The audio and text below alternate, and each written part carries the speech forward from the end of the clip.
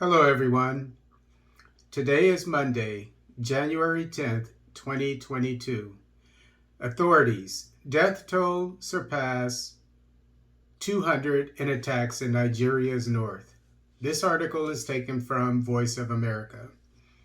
Nigerian authorities on Sunday said the death toll from attacks by armed groups in northwest Zamfara state this past week has risen to more than 200. The attacks, which began Tuesday, lasted until Thursday across 9 villages. Authorities say many more villagers remain unaccounted for. Zamfara state residents say the attacks were retaliation for last week's military raid against the bandits.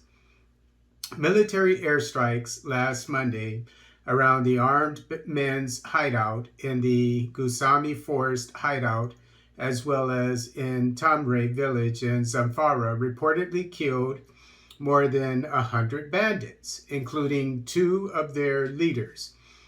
Large numbers of angry motorcycle riding bandits hit back at local communities in reprisal for days, shooting people on sight and burning down houses. State authorities initially said 58 people were killed, but authorities on Saturday said more than 200 bodies were buried and scores of other people were missing.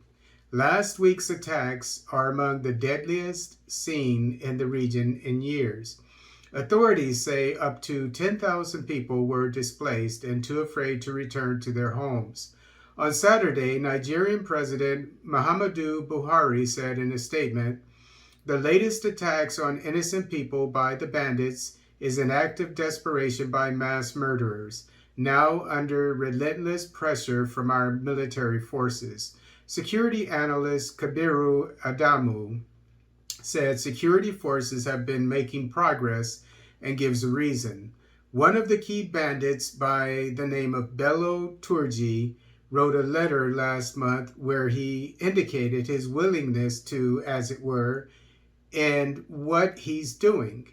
The letter was very clear, said Adamu. Zamfara State Police spokesperson Shehu Mohammed said authorities were gathering intelligence on the attacks from the villages and victims and would aid future operations. The information we got will surely assist the security agencies in trying to record more successes in subsequent operations, he said.